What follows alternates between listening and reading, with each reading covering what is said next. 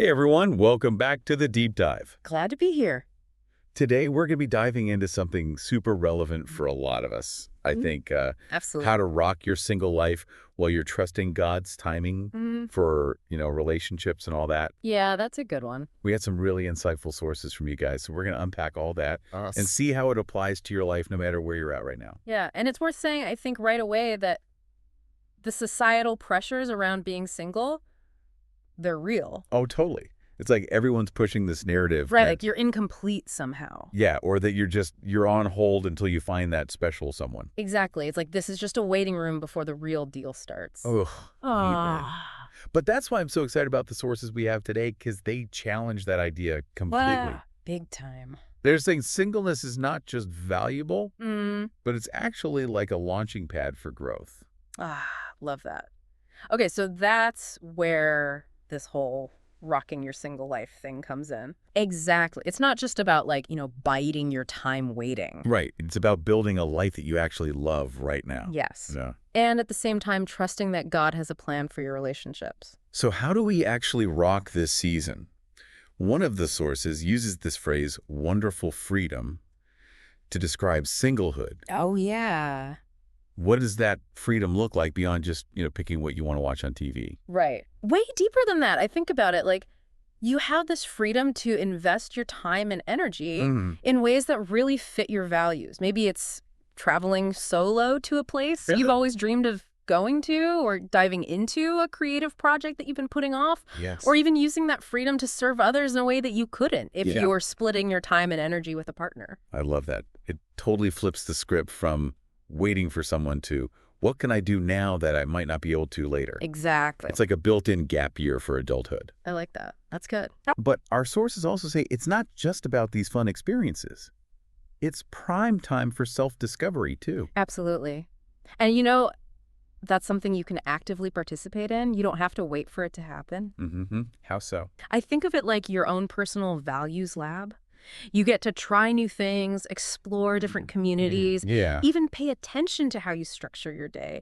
Like what energizes you versus what drains you. It's like gathering data on yourself. Exactly. What brings you consistent joy? Mm. What are your non-negotiables, not just in a relationship, but in life? That is such a crucial foundation to build before you even start sharing your life with someone else. Totally. It reminds me of this one quote from the source material. Spend time with yourself, because this will allow you to know who you really are, what you want and what you don't want, what you like and what you don't like, what is good for you and what is not, and what you are worth above all else. Wow, that is powerful. Yeah. It's not just about like figuring out your favorite color. Right. It's about understanding those core values Yes. and what really makes you tick. And a big part of that is building self-esteem too, right? Absolutely. Not looking for someone else to validate you, but really owning your worth. One source even suggests looking in the mirror and affirming yourself out loud with phrases like, you are beautiful, I am proud of you, I love you. It sounds kind of cheesy, Yeah. but it can have an incredible impact. Have you ever tried anything like that? I haven't done that specifically, but I have been working on reframing my negative self-talk lately. Yeah. It's crazy how much those internal messages influence how we show up in the world. It's huge. And the source really emphasizes having that strong sense of self-esteem before entering a relationship. That makes so much sense. Yeah, Because then you're not relying on someone else to complete you. right. You're coming to the table as a whole and confident person. Yes, ready to share life with another whole and confident person. And that sense of wholeness, that inner strength, it can also be cultivated through our relationship with God. Oh, absolutely. That's another theme that comes up a lot in these sources. Yeah, this idea that singleness offers more time and energy to deepen your faith. Right. But to be honest, I sometimes struggle with that concept Okay. because it can feel almost transactional. Yeah. Like, okay, God, I'm single, so here's all this free time for you. Now where's my spouse? Yeah, I think a lot of people wrestle with that. It's Yeah. natural to want a clear exchange. Mm-hmm. But that's not really how faith works, is it? Right. The source actually points to Matthew 6.33. Seek first the kingdom of God and his righteousness, and all these things will be added to you. Okay, so it's about aligning our priorities with God's will, Mm-hmm. not just using our single season as a bargaining chip. Right. But what does that look like practically? How do we seek first the kingdom in this context. That's where it gets really interesting. Matthew 6.33 isn't just about material needs. Right. It's about a fundamental shift in perspective. Mm. It's about saying, God, I trust you with every area of my life, including my relationships. Help me to desire what you desire for me. Okay, so it's not just about more prayer time. It's about filtering even our desires through that lens of seeking God's will. Yes. That makes me think about how I evaluate potential relationships, too. Exactly. It's not just about finding someone amazing, Right. but also asking, is this relationship leading me towards God's best for me Mm-hmm. or distracting me from it? Those are tough questions. They are. And it all ties back to that core idea of trusting God's timing, which can be so hard Oh, I know. when you're feeling that pressure to be in a relationship. But our source makes this point that there are only two happy singles who can form a happy couple. That's such a good point because it challenges this idea that a relationship will automatically equal happiness. Yeah. True contentment starts with you, not with finding someone else. It's about being at peace with yourself, with your singleness, and with God's plan for your life, even if you don't fully understand it yet. So instead of waiting for someone to complete you, this time is about becoming complete in yourself. But honestly, that can feel kind of intimidating. Where do you even start with that? It is a big task, but you don't have to reach some, perfect state of self-love overnight. Right. It's a journey. Yeah, it's about the journey, the daily choices to nurture yourself, mind, body, and spirit. And our sources actually give some really practical tips for that. Yeah, one source specifically mentions things like exercise, eating well, and taking care of your physical health. Yeah. It's like singleness isn't just about, soul searching. It's also about building those healthy habits that'll benefit you no matter what your relationship status is. Absolutely. Recognizing that your body is a gift, Mm-hmm. a temple, as the Bible says, and that taking care of it is an act of worship, not just vanity. Yeah. And this time of singleness can be a great opportunity to, experiment with different fitness routines, explore healthy eating habits, Oh, yeah, I like that. and develop a deeper understanding of what your body needs to thrive. And it's not just about physical health, right? Our sources also talk about nurturing your soul, that inner life. Yes, but that can feel kind of vague. Yeah. What does that actually look like? Yeah. Well, it looks different for everyone, but it could be anything from spending time in nature Mm-hmm. to journaling, practicing mindfulness, or engaging in creative pursuits. Yeah. It's about making space for those activities that bring you joy, Mm. peace, and a sense of connection to something larger than yourself. I love that. It's like creating a soul care routine just as important as your workout routine. Absolutely. And for a lot of people, a huge part of that soul care is their faith. Yes. Our sources talk a lot about using this time to deepen your relationship with God. Mm-hmm. But I know some people struggle with feeling stuck in their spiritual life. Oh, for sure. Any advice for those who feel like they're hitting a plateau? Yeah, it's so common to feel that way.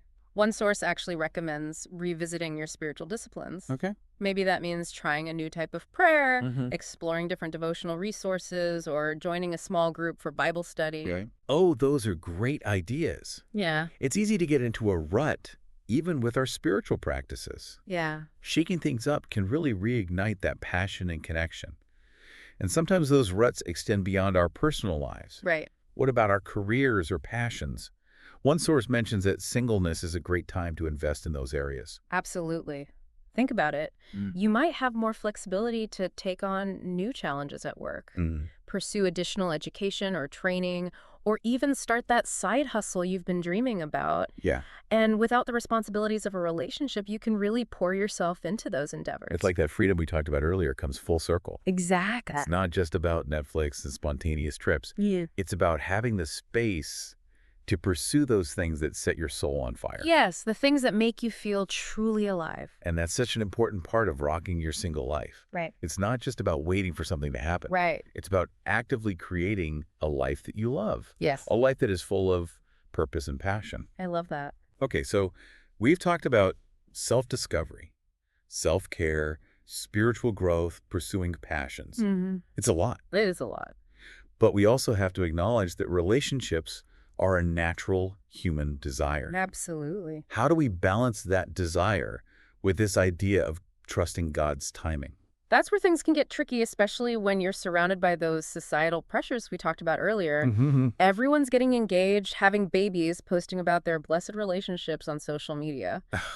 It's easy to feel like you're falling behind. That fear of missing out is so real. Oh, it's the It can worst. make you question everything like, is something wrong with me? Am I doing something wrong? Maybe I should just settle. Right, right. What does our source say about navigating those doubts and pressures? One source uses this image of singleness as a training ground. I like that. It's not just a waiting room. It's a time of preparation, refinement, and growth that will equip you for whatever lies ahead, whether that's marriage or something else entirely. That's a powerful way to look at it.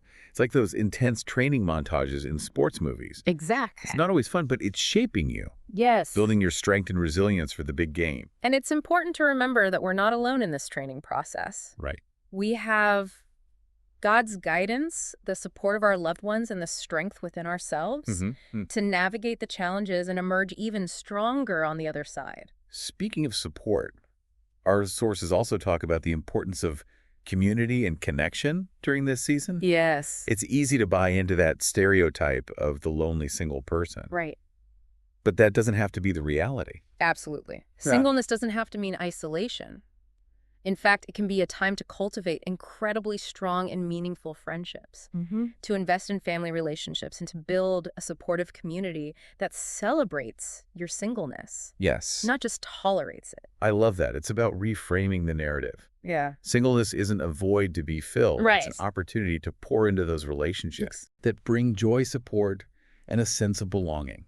And sometimes those friendships and family relationships can even be stronger and more fulfilling during this season of life. Oh, yeah? When you have more time and energy to invest in them. It's like that saying, bloom where you're planted. I love that. Singleness might not be the season you envision for yourself, Right. but it's the season you're in. Right. So make the most of it. Yes. Nurture those connections, those friendships that feel like family. And remember, you're not just passing time until you find a partner. Right. You're living a valuable, purposeful life right now. You're building a foundation for a future that is strong and vibrant, regardless of your relationship status. So it's not about erasing the desire for a relationship, but rather putting it in its proper place. Exactly. Not letting it overshadow all these other amazing aspects of your life Right. that you're cultivating right now.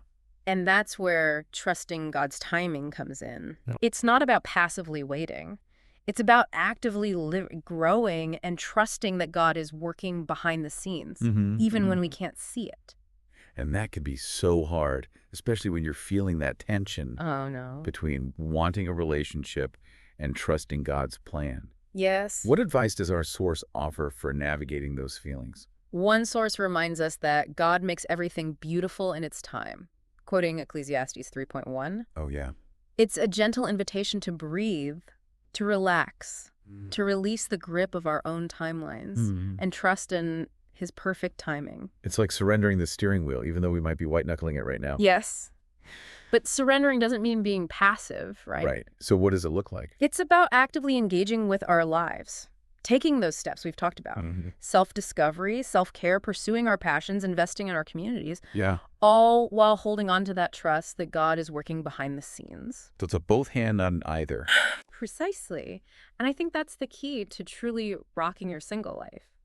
It's not about denying your desires for a relationship, but rather placing them within the larger context of your life, your faith, and God's ultimate plan for you. It's about embracing the present moment with all its possibilities and challenges. Yes. While also holding on to that hope for the future, knowing that God is working all things together for your good. And you know what strikes me about this whole conversation is how empowering it is. Totally. It's like we're taking back the narrative around singleness.